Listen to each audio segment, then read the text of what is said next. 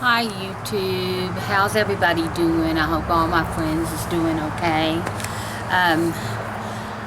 I didn't dress up today, girls, for Porch Settin Sunday, and the reason being I woke up this morning and look at my eyes. They're so swollen, they're just swollen. Got puffiness under here, but anyway, I'm swollen.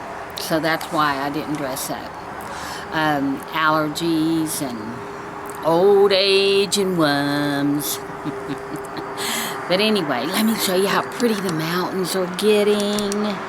Look how pretty the mountains are.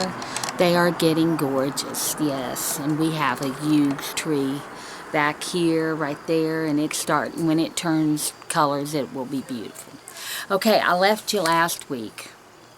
Oh, my outfit. I'm representing today. I got on all black. I don't normally wear a lot of t-shirts, but I do have this t-shirt. My oldest grandson's girlfriend had it on and I loved it, so she let me have it. I gave her a bunch of blouses, but she gave it to me. But anyway, it says Cole. I got black pants on, black capris, because oh, you might know the dogs over the hill is going to start. Okay, and I just have these shoes on. They're kind of glittery. I got these in Florida when I went to visit my daughter. Anyway, all black today, representing Cole. Some of our miners are going back to work, but most of them are out of work. So we're a poor state. Yes, we're a poor state. But anyway, I left you last week. We had picked up my girlfriend. Come on in a little closer now. We don't want the neighbors to hear our business. We had picked up my girlfriend, you know who, from work. And we had taken her to, we'd gotten her in the car and we was taking her to, we was taking her camping. And so we just kept her blindfolded till we got her there. She's afraid of the dark. Always was afraid of the dark. I don't know why, just afraid of the dark. This side looks darker than the other side. I wonder why. It's not. Oh well, probably because the sun's hitting this side, or the light. Anyway, we was taking her camping. We didn't tell her we was taking her camping. We just told her we was taking her. So we told her we was taking her somewhere for her birthday. And she said, now girls, you all know and she was this born and bred in southern West Virginia. So she was hillbilly as all heck. She said, now girls, y'all know that I'm scared of the dark. We laughed. We had her in that car. And when you went to the camping area then, you had to pass several railroad tracks. Well, there was a train on the track. She heard the whistle blowing, and I looked at Dora May. Oh, Cindy Lou. I looked at Cindy Lou, and I said, I winked. I didn't say anything. I just winked. And she knew that wink meant go along with anything I say. So I winked and I said, oh my God, Cindy Lou, are you going to be able to make it? Or, oh no, you're not going to make it. You're not going to make it. You're not going to make it. And she sped up the car like we was going to go over the tracks. And that whistle was just a blowing on that train because it's getting ready to come up on a crossing. She was scared to death we was going over that crossing. And so my girlfriend, Cindy Lou, just laid on that horn. Like, train, get out of our way, because we are coming through. And my other girlfriend, you know who, was in the back seat, because we put her in the back seat, blindfolded and with her hands tied behind her back. Oh yes, we did not leave her hands out because we knew if her hands was out, she was going to take the blindfold off. So there was like 3 tracks of that the train would go across. Not Not now, there's not, because they took them out, but they routed the train a different way. But anyway, then you had to go, if you got caught by that one train, you was getting caught. I mean, if you got caught at one track crossing, you was getting caught at all, going to that area. Going to Logan, I might as well say going to Logan. And so the train was or whatever, you know how they blow. I can't do a train whistle.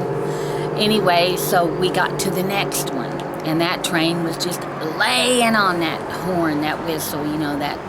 And I started hollering, "Oh no, doormate, you're not going to make this one, you're not going to make it, you're not going to make it." Oh God, we just barely made it. You know who was in the back of the seat, just screaming. So we did that at every track. All the way down through there, she would act like she was going to pass a car, and I'd say, "Oh my God, you don't have to be in such a big hurry." And Cindy Lou would say, "Yeah, we do. We don't want to get there at midnight. It's already 10 o'clock or whatever the time was. It was late." She said, "We don't want to get there at midnight." And so she would act like she was passing cars. She would speed up, and I'd say, "Oh no, you're going. There's a car coming. There's a car coming. You're not going to make it." Okay, we finally got, after scaring the bejeebies out of you know who in the back seat, we finally got to the campground. She said, "Now," you know who in the back said, "Now, youngins, where are we?" Because she'd call us youngins, but she was the same age as us. But like I said, born and bred in the southern West Virginia. So anyway, and she was very smart, so don't think she might have talked hick, but she was a very smart woman, and smarter than me. She at least graduated high school, and I did not. I had to go on later and get my GED. But anyway, that aside, I'll tell you about that later. We got her to the campsite. Well, we made her think that we was leaving her bound and blindfolded. We told her we was at a campsite. We set her on a picnic table, and we act like we got in a car, started the car, and left. And what we did is left her there bound and gagged, and not gagged, we didn't gag her, but we did blindfold her and put her hands behind her back. We left her sitting on a picnic table. We act like we was leaving. She heard the doors slam, the car start and pull out. Well, we act like we got out of sight. We kept hollering, "Bye, bye, have fun. We need for you to try to get out of that." And she was saying, "Now, youngins, when I get loose, I'm going to whoop your, you know what." She was just fussing and cussing at us, and she was going to whoop our, you know what. I told her, I said, "You'll never get out of there to do anything. The bears are going to get you." And she started screaming that much louder. We had a ball out of her. But we parked the car so she wouldn't know we was coming back. And we tormented her, but we had a ball. She never did get mad at us, and that's what we did to each other. I know some of you all's going to say, "Oh, I wouldn't have been your friend," but you know what? We loved each other. We knew we loved each other, and we knew that the other one would not hurt the other one. We just had fun. We knew that she knew we was funning her. We wasn't going to leave her out there. And so we came back, and we finally showed her where we were at, and we stayed for 4 days. We had a ball. And when we come back next Sunday, I'll tell you what else we did to her. We had a ball that week, but we still tormented her.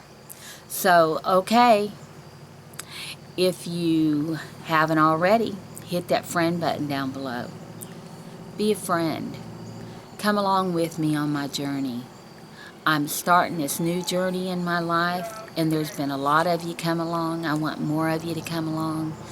And as Glitzy Fritzy says, if you're not blessed today, go out and be a blessing to somebody else. You all certainly are a blessing to me. I love you. stick that thumb up in the air. I'll catch you as I come by, and I'll bring you along with me. Leave me a comment, because I like to talk to my friends. I like to know what they're doing. What have you done to one of your girlfriends? Not something she got mad at you about, but something that she had a good time. I got my hair cut, girls. Do you like it? I'm trying to get an inverted bob, and I'm going to let it grow so that it will be that, and about to here maybe. Y'all, if I can. I don't always think I can, because I can't stand it in my eyes and in my face, and maybe during the winter I'll be able to do that. Okay, I gotta lose some weight first, but anyway, that's another story too. So go out and be a blessing to somebody today. I love you. Take care of yourself, and I'll see you next Sunday for the rest of the story.